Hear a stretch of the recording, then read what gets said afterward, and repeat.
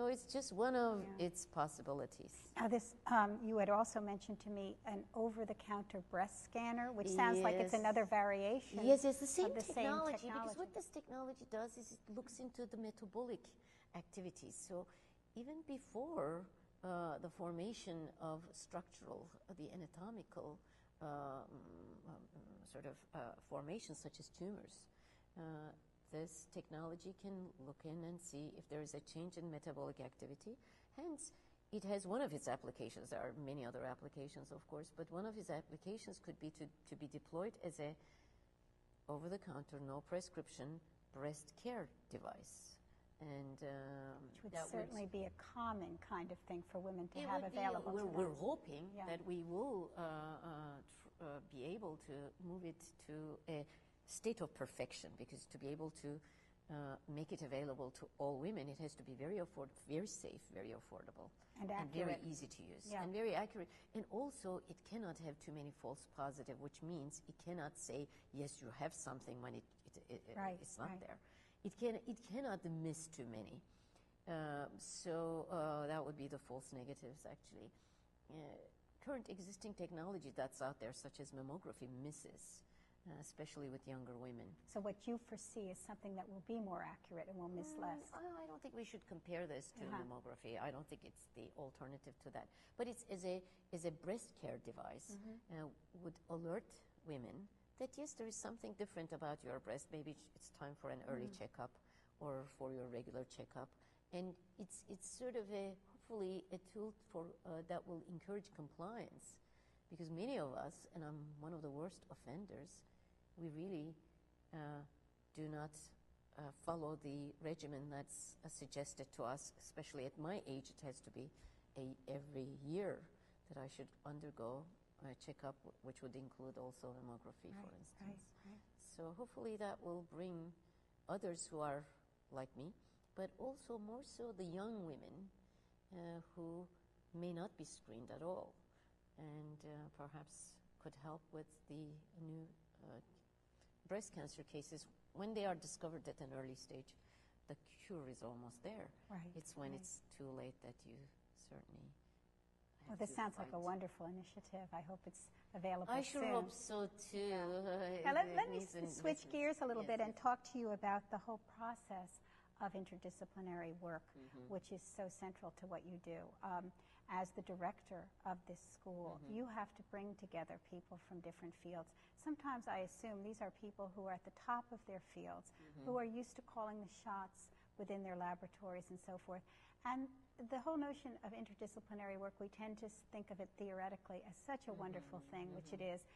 But the reality of people from different areas of science, and sometimes outside of science, working together, that must be a tremendous challenge for you to get these people to cooperate. Tell us a little bit about the challenges involved with that. Actually, I mean, it's very interesting that you would say that, and you said something which I should have mentioned.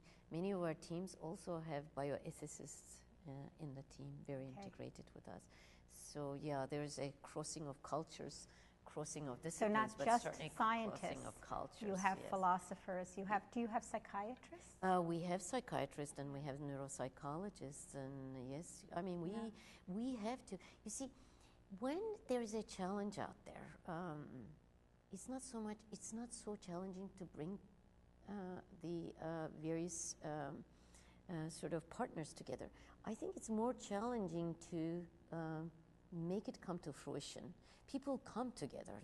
People, especially in an academic institution, they really like challenges. And when they see that there is a solution and they could be part of it, they are like missionaries almost. So they come together and they would do it for absolutely, even if there was no funding. They would do a lot of...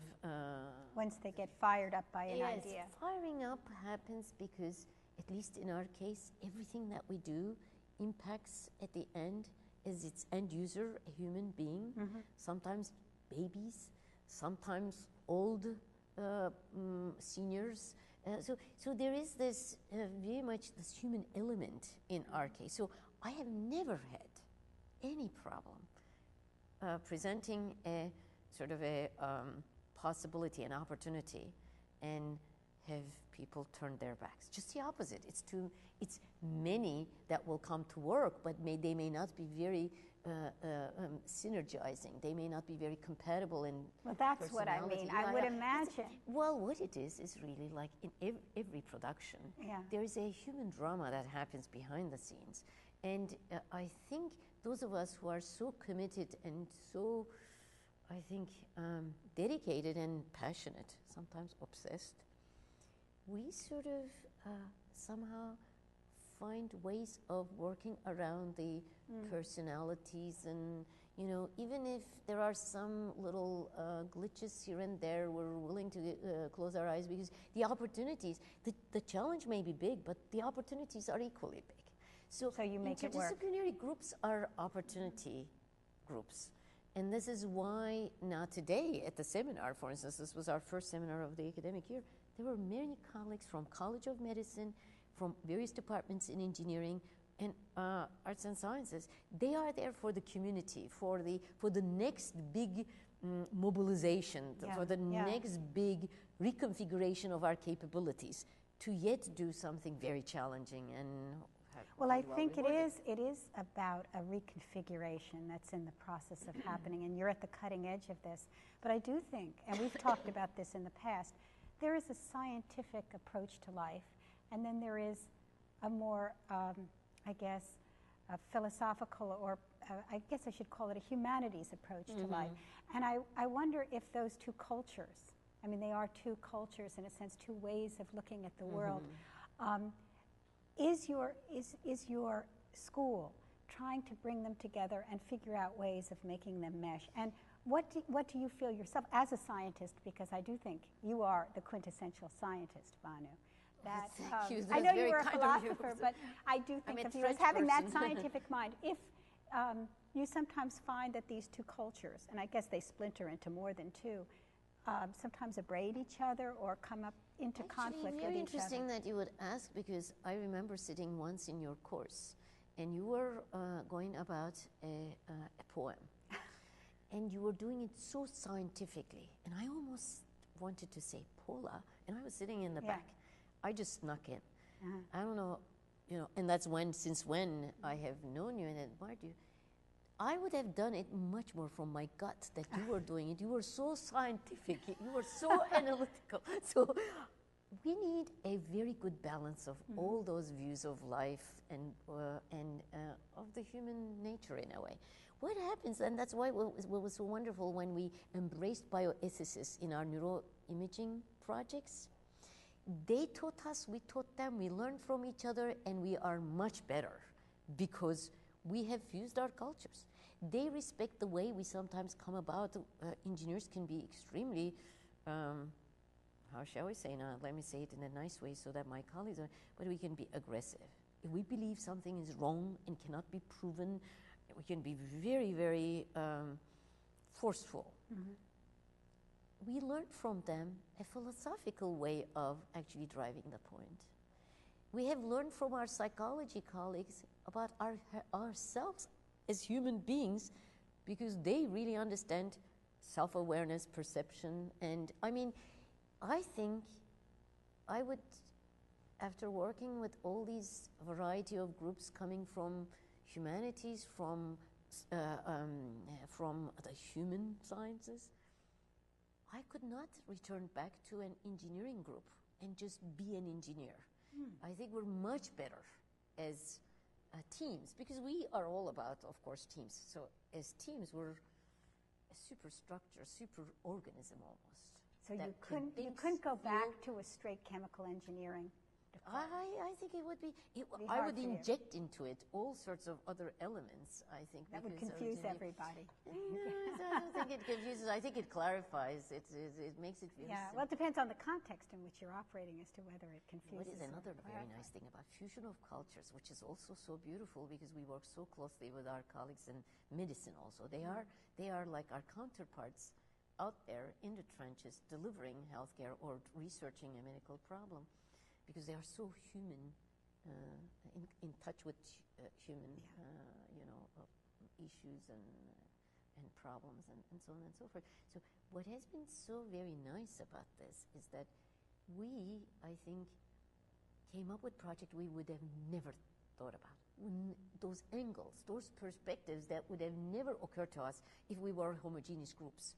So the richness of this diverse perspective coming together is absolutely the reward. Banu, you've often said how much you love your work and that in fact you're borderline obsessed with what you do. Yet you've been doing it for 30 years, and often people get burned out, they get tired of doing what they've been doing for that length of time. And I wonder how you keep fresh, how you keep yourself engaged, as you obviously are. What's your secret?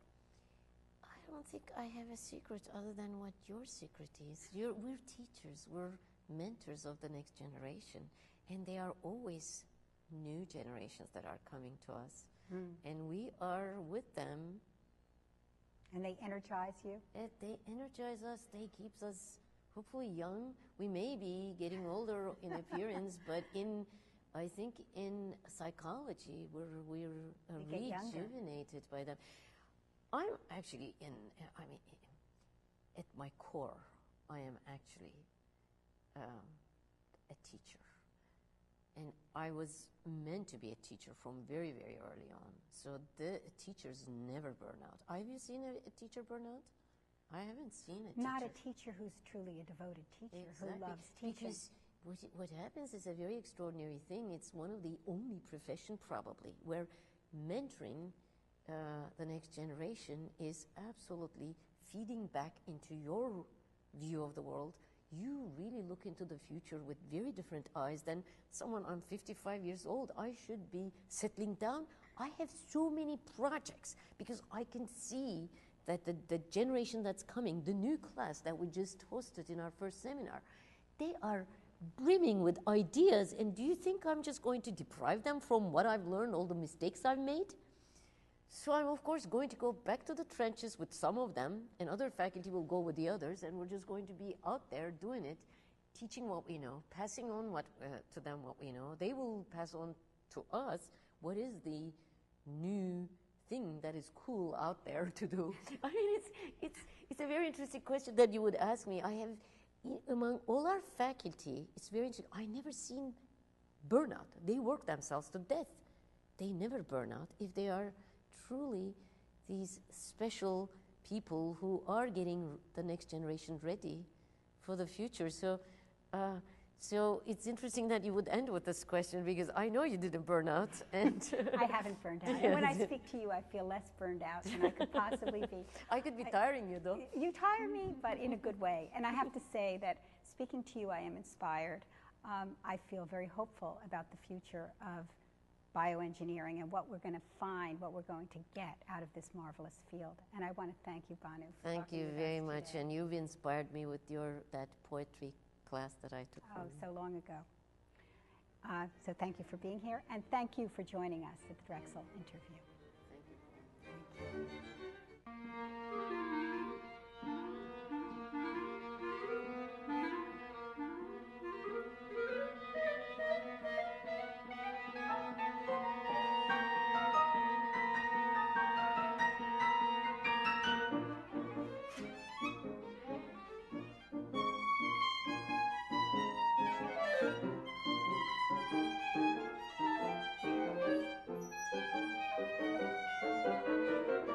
Thank you.